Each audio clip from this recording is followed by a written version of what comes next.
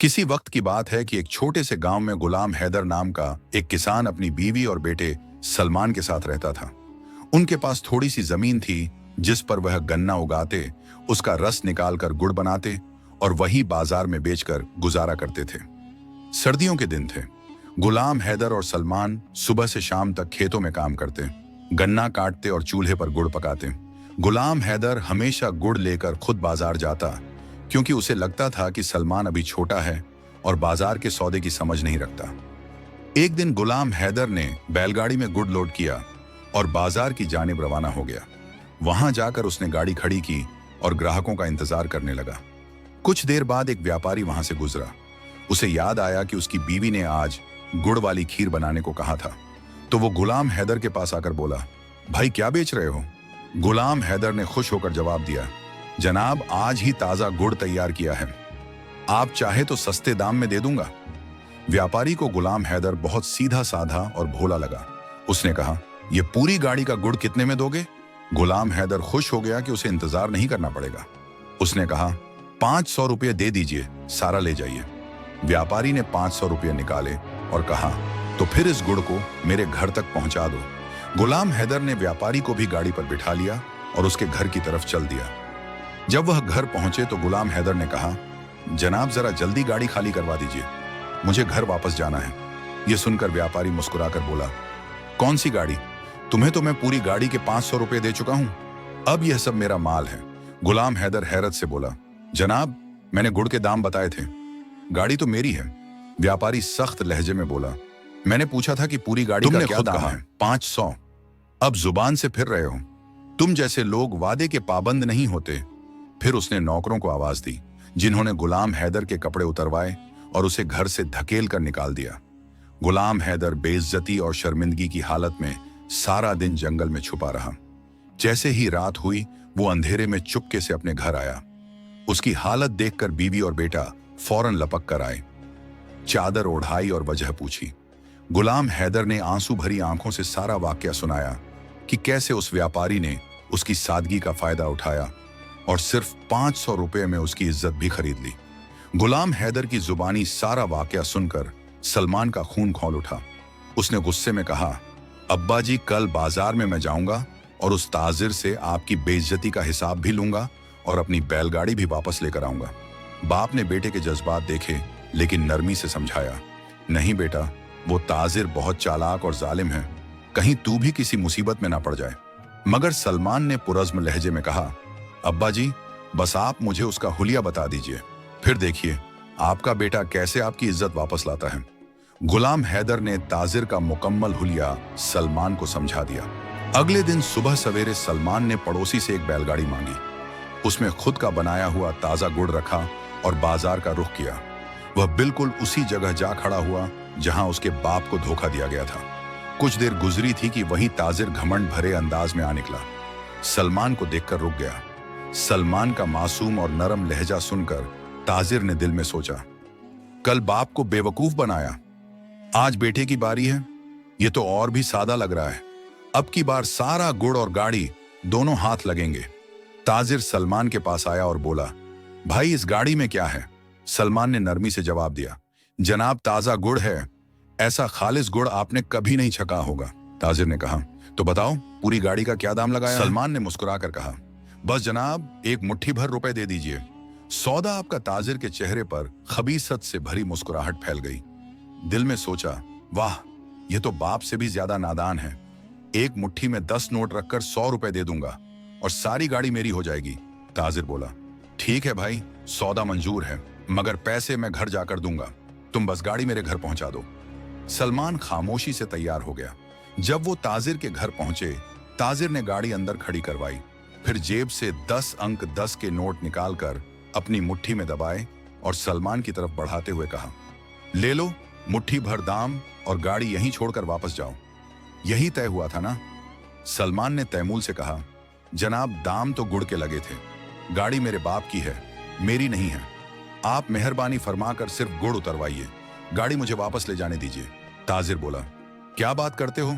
तुमने खुद कहा था कि एक मुट्ठी भर रुपए में सारी गाड़ी दे दोगे, अब जुबान से फिर रहे हो। सलमान ने संजीदगी से कहा, नहीं जनाब, जो कहा था वही मांग रहा हूं। गुड़ बेचा है, गाड़ी नहीं। गाड़ी तो मेरा जरिया मम आशा है, ताजिर ने गुस्से से दांत पीसते हुए कहा। अब अगर ज्यादा बात की तो मैं तुम्हें भी तुम्हारे बाप की तरह जलील करके निकाल दूंगा।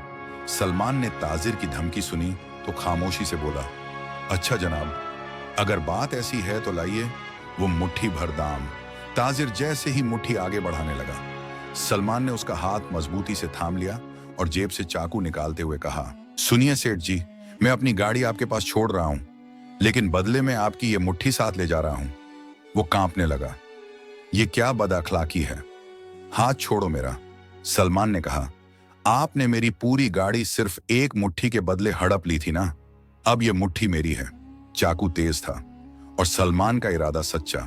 जैसे ही उसने हाथ पर दबाव डाला, ताजिर चीख उठा, गिड़गिड़ाते हुए बोला, खुदा का वास्ता है बेटा, जो चाहिए ले जाओ, बस मुझे छोड़ दो। सलमान ने कहा, पहले वो गाड़ी खाली करो जो कल मेरे बाप गुलाम हैदर से छीन ली थी, वो भी वापस दो। और हां, अब तुम्हें मुझे 2000 रुपए महीने पर अपने घर में नौकरी भी देनी होगी। ताजिर के पास कोई रास्ता ना बचा। अपनी जान बचाने के लिए हाथ जोड़कर बोला, ठीक है, जैसा तुम कहोगे वैसा ही होगा। सलमान ने चाकू पीछे किया और कहा, अगर तुम अपनी जुबान से फिरे या नौकरी से निकालने की कोशिश की या तनख्वाह में टाल मटोल की तो फिर याद रखना, मैं तुम्हारी नाक और कान दोनों काट दूंगा। ताजिर ने कांपते हुए सर हिलाया और वादा कर लिया। उसने गुलाम हैदर की गाड़ी भी खाली करवा दी, 2000 रुपये गुड़ के भी दिए और नौकरी की हामी भी भर ली। सलमान 2 बैलगाड़ियां लेकर अपने गांव वापस लौटा। गुलाम हैदर दूर से अपने बेटे को आते देखकर खुशी से बेकाबू हो दौड़कर बेटे को गले लगा लिया। सलमान ने सारी कहानी सुनाई और नौकरी की बात भी बताई। बाप ने फिक्रमंदी से कहा, बेटा, वह ताजिर बदला लेने वाला शख्स है, खबरदार, हमेशा होशियार रहना। सलमान ने मुस्कुराकर कहा, अब्बा जी, अगर वो शेर है तो मैं सवा शेर हूं, अब आप फिक्र ना करें। अगले दिन सुबह सलमान ताजिर के घर काम पर पहुंच गया। ताजिर ने दिल में सोचा, मैं इसे इतना थकाऊंगा कि खुद ही भाग जाएगा। वह बोला, सलमान, 2 खेत जोतो, फिर शाम को लकड़ियां भी लाना। चूल्हे के लिए सलमान खामोशी से निकला, खेत की तरफ गया और दिन भर एक पेड़ के नीचे सोया रहा। भले उसने हल्के 3-4 टुकड़े किए, उन्हें काट कर गठरी बनाया, सर पर रखा और वापस आ गया। घर पहुंचा, लकड़ी का गठरी फेंका और खामोशी से खाने बैठ गया। ताजिर ने नौकर से कहा, इसे 1 मुट्ठी चावल दे दो और 1 चम्मच डाल, यही यहां की तनख्वाह है। सलमान ने सेठ की बात सुनी, यहां रहना है तो 1 मुट्ठी चावल पर रहो, वरना निकल जाओ। सलमान ने खामोशी से वह चावल खाए, पानी पिया और उठकर अपने कमरे में चला गया। लेकिन रात को भूख ने उसे सोने ना दिया। पेट में चूहे दौड़ रहे थे। कुछ देर करवटें बदलता रहा, फिर उठा और बाहर सहन में वाकई गाय के बाड़े की तरफ चला गया। वहां जाकर देखा कि एक छोटा सा बछड़ा रस्सी से बंधा हुआ है। सलमान ने चुपके से बछड़े की रस्सी खोली। बछड़ा फौरन अपनी मां के नीचे जाकर दूध पीने लगा। जैसे ही बछड़े ने मुंह लगाया, गाय के थन में दूध आ गया। सलमान ने मौका गनीमत जाना, बछड़े को दोबारा बांधा और सारा दूध खुद पी गया। पेट भरने के बाद उसने सुकून की नींद सोई।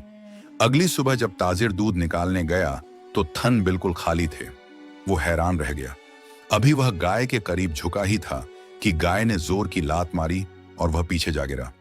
यह रोज का मामूल बन गया। सलमान हर रात बछड़े को छोड़ता, गाय दूध देती, वह पीता और दिन भर काम करता रहता। लेकिन वह जिस्मानी तौर पर कमजोर होने के बजाय पहले से भी ज्यादा तंदुरुस्त और मजबूत दिखाई देता। ताजिर हैरान रह जाता। यह लड़का 1 मुट्ठी चावल खाता है, सारा दिन काम करता है और फिर भी ऐसे फिट कैसे हैं? उसे क्या खबर थी कि उसकी गाय का सारा दूध सलमान के पेट में जा रहा है। कुछ दिन बाद ताजिर की बीवी अपने मायके चली गई। पूरा महीना गुजर गया, वो वापस ना आई। ताजिर अकेला होकर उदास रहने लगा। आखिरकार उसने फैसला किया कि खुद जाकर अपनी बीवी को वापस लाएगा। उसने सलमान से कहा, सलमान, मेरे साथ चलना है, बीवी को लेने जाना है। सिर्फ एक घोड़ा था, उस पर ताजिर खुद बैठा और सलमान को पैदल साथ चलने को कहा। सलमान दिल में मुस्कुराया। अच्छा तरीका निकाला है मुझसे जान छुड़ाने का। सोचा होगा मैं रास्ते में मर जाऊंगा और ये जनाब घोड़े पर आराम से ससुराल पहुंच जाएंगे। अगर तुझे होश न दिलाई तो मेरा नाम भी सलमान नहीं।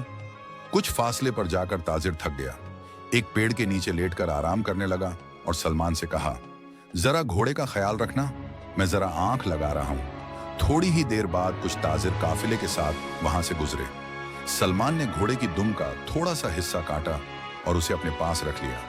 फिर पूरा घोड़ा उन ताजिरों को बेच दिया।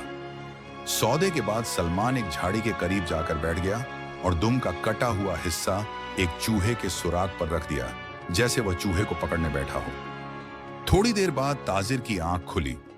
उसने इधर उधर नजर दौड़ाई। घोड़ा गायब था। सलमान झाड़ी के पास बैठा था। हाथ में दुम का टुकड़ा था। गुलाम हैदर का बेटा सलमान, जो अब एक चालाक, हाजिर दिमाग और जुर्रत नौजवान के तौर पर अपनी पहचान बना चुका था। ताजिर की हर चाल का ना सिर्फ जवाब दे रहा था, बल्कि उसी की जुबान में बदला भी ले रहा था। सेठ ने जब आंख खोली तो सलमान को घोड़े की दुम पकड़े झाड़ी के पास बैठे देखा। वो गुस्से से बोला, सलमान, मेरा घोड़ा कहां गया? सलमान ने इंतहाई मासूम लहजे में कहा, सेठ जी, घोड़ा तो चूहे के बिल में घुस गया। मैंने बड़ी मुश्किल से इसकी दुम पकड़ रखी है, अकेला खींच नहीं पा रहा, जरा आप भी जोर लगाइए। ताजिर गुस्से में आ गया और जैसे ही उसने दुम खींची, दुम उसके हाथ में रह गई। ये क्या मजाक है? सेठ चिल्लाया।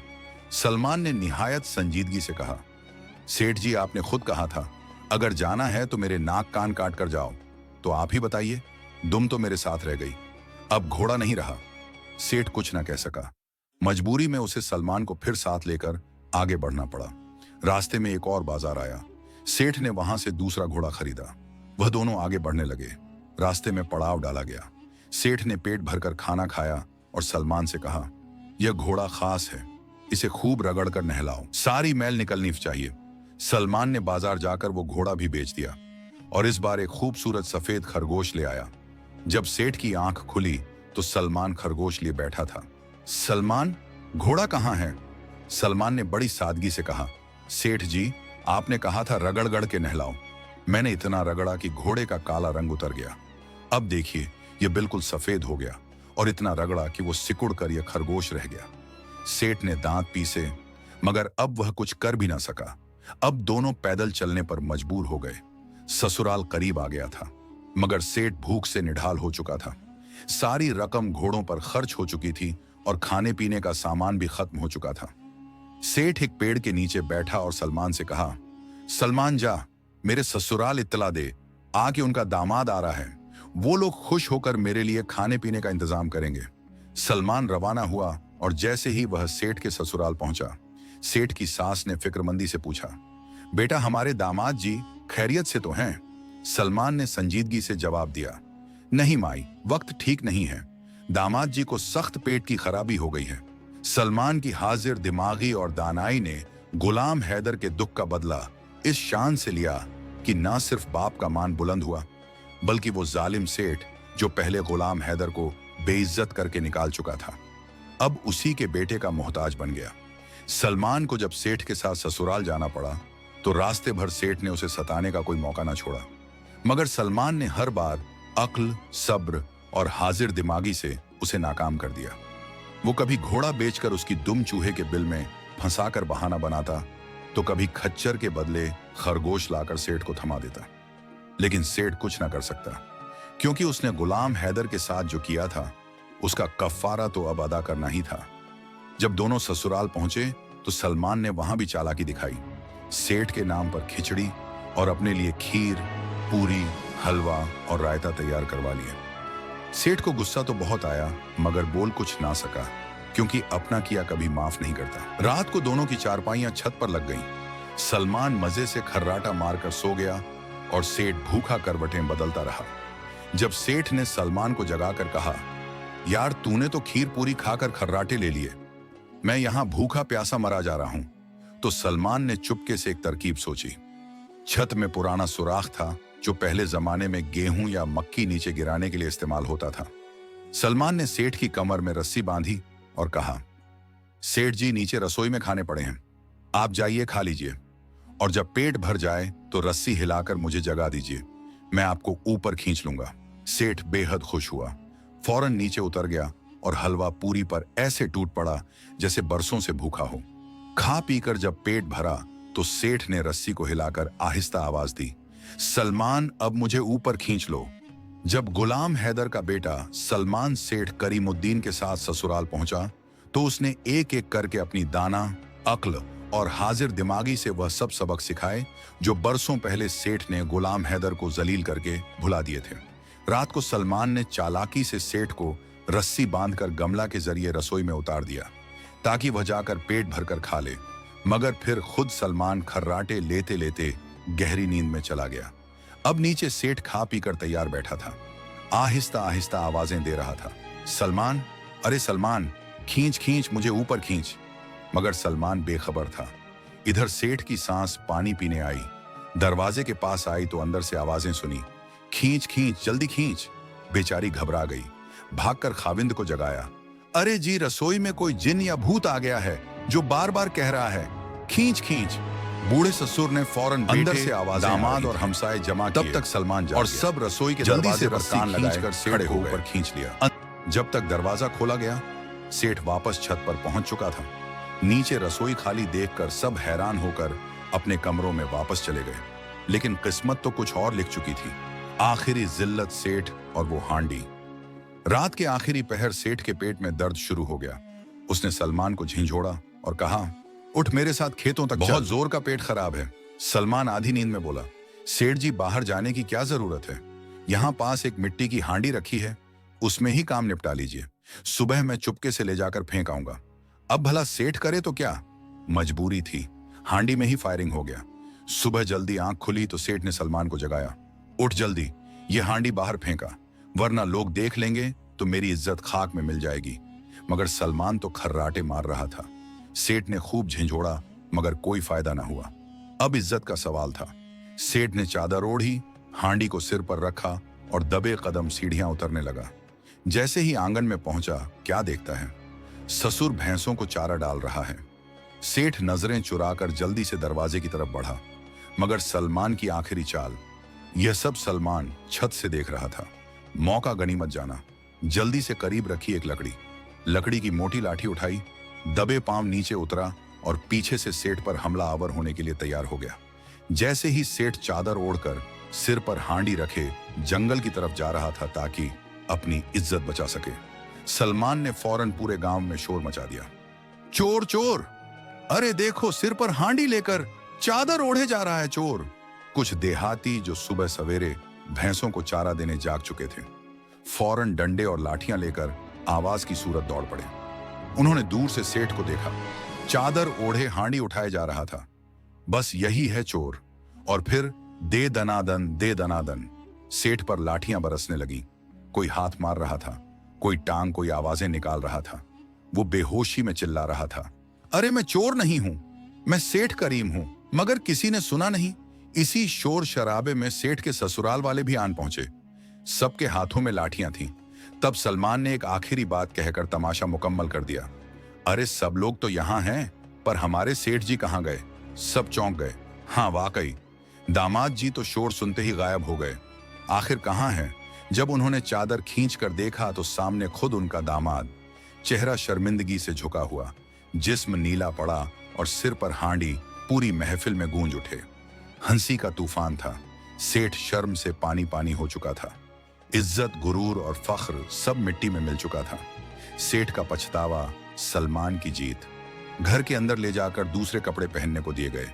सेठ की बीवी को भी साथ किया गया और सबने तंजिया मुस्कुराहटों के साथ रुखसत किया। जब वह घर पहुंचा तो सलमान ने आहिस्ता से कहा, सेठ जी, जो आपकी हांडी पर पहली लाठी पड़ी थी वो मैंने मारी थी, और जो चोर चोर चिल्लाया था वो भी मैं ही था। सेठ के कदम जैसे जमीन में धंस गए, आंसू आंखों में थे। उसने डरी हुई आवाज में कहा, सलमान, ये तूने क्यों किया? तुझे इससे क्या मिला? सलमान ने नरमी और जज्बे से जवाब दिया, मुझे वही मिला जो आपने मेरे बूढ़े वालिद गुलाम हैदर को नंगा करके जंगल में छोड़कर हासिल किया था। ये उस जिल्लत का बदला था। सेठ की गर्दन झुक गई। सलमान, मुझे माफ